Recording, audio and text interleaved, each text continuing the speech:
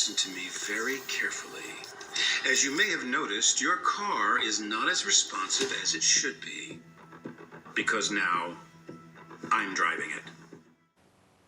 Hello everybody, welcome back to Screenstars. I'm here today to bring you my review for the 2023 thriller Control. The film is written and directed by Gene Falaise and it stars Kevin Spacey, Lauren Metcalf and Mark Hampton. Right, the film focuses on Lauren Metcalf's character Stella Simmons. She is the Home Secretary in the UK. She's in government. She's having a sordid affair with the Prime Minister, played by Mark Hampton.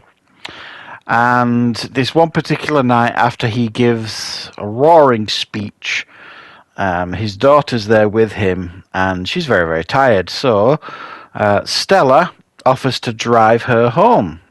To get her home nice, safe and sound. The Prime Minister agrees, and off she goes. On the way home, she's in a self-driving car. This is not set in the future, by the way. And she gets a phone call from a mysterious person claiming that he is going to change her life this night, sort of thing. He's going to get the truth from her. She and the Prime Minister have destroyed his life and he's going to take revenge. And the voice on the other end of that phone is Kevin Spacey's character, simply known as The Voice. Can she make it out of this terror trip in one piece? You'll have to check it out yourself. What are my thoughts on Control? Well, it interested me, obviously, initially, the Kevin Spacey angle. I mean, we all know what's been going on with Kevin Spacey over the last few years. I'm not here to debate that or to even talk about that, really. All I want to really say about Kevin Bacon is, he is and has been a very, very special actor. Two-time Oscar winner, brilliant actor, and he's done some brilliant, brilliant movies. So that's what initially drew me to this. Beyond that, what we really have here is one of those self-contained movies that it all happens. 90% of the film is just in this car. It is just Lauren Metcalf's character Stella on the phone to Kevin Spacey, and I'm sure Kevin Spacey's she wasn't actually on the phone to Kevin Spacey, but you know what I mean. And that's the film. If that doesn't sound interesting to you, then you need to check out now, because I'm here to tell you guys that actually this film isn't that interesting. It's got some pretty dire reviews, and while I think some of them, people are unkind anyway these days online, I think some of them definitely have a point. There's very little to this film. There's so much you could tear strips off it with this one. She's having this affair with the Prime Minister, and I don't know if you're not from the UK. I don't think you might not know how our British press works, but politicians these days can't fart down a corridor without it being on front page the following day. So I'm fairly sure that this affair wouldn't be secret for long, and especially the way that these two are behaving.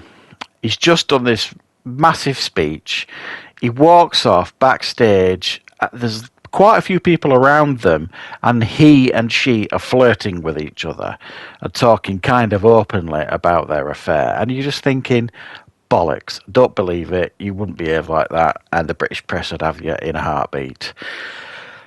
So then you've got that's the first hurdle to try and get over, which is bad enough. Then she gets in this car, which I'm presuming is a Tesla or something similar. Now, I've been in a Tesla. I've not driven one, but I've been in a Tesla, and I know they are self-driving to a large degree.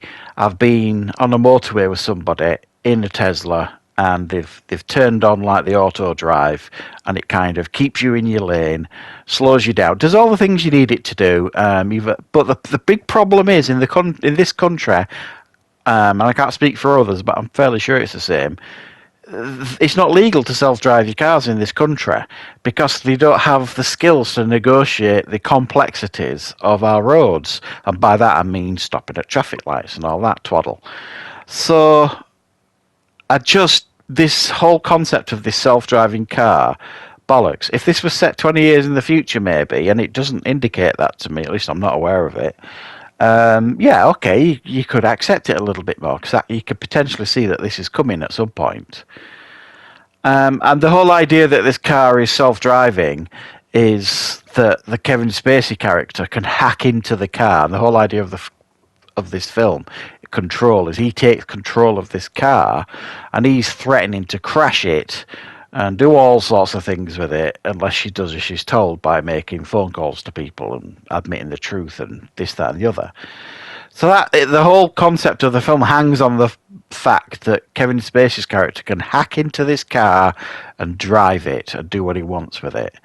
But it falls down immediately because you and I know that isn't possible. At least I don't think it is. Someone could correct me in the comments if you're like an expert hacker, but I have my doubts that is possible. So again, that's the second hurdle that you kind of struggle to get over. And then you've got just really poor dialogue, to the point where this character Stella, she repeats herself in conversations with Kevin Spacey's character.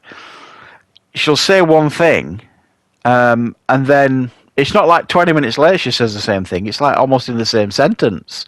And you're just thinking, surely to God, have they improvised this? And she's just kind of saying what she wants to say. There's no indication that this is the case. And if they're going off script, the script is very lazy. And then you've got Kevin Spacey's performance, and I know I've complimented him at the beginning of this video, but I'm about to not compliment him. Puts about as much enthusiasm into his voice performance as I would do, being told I had to do like a 5 or 15 mile trek to the shops or something. There's no enthusiasm in his performance at all, and it actually sounds like, I mean, it quite literally brings a new meaning to phoning in your performance. It actually sounds like he has actually phoned in his voice performance. So they blew his budget on him, and it sounds like he's probably recorded it and sent it in on his iPhone, his performance. Something like that. I'm not sure. But either way, this film isn't one that I can recommend, really. There's, it doesn't look massively cheap. Obviously, it is a lower budget film, but there's too many hurdles to get over in this film to kind of suspend your disbelief. And I couldn't. Number one, I didn't believe she would be a Home Secretary. I didn't believe the guy playing the Prime Minister would be the Prime Minister. I didn't believe that this was a self-driving car because they don't really exist in the way that this film portrays them anyway. And it just keeps going on like that, and there's too many knocks to kind of give this film any kind of real positives. It's not dire, it's not horrifically bad or anything, it's just not attention grabbing or filled with, thrills. For a thriller, there's no thrills in this film, so it's definitely one to avoid, I would suggest. So thanks for joining me for this review, guys. I hope you found it useful. I will, of course, be back with more content on the channel very, very soon.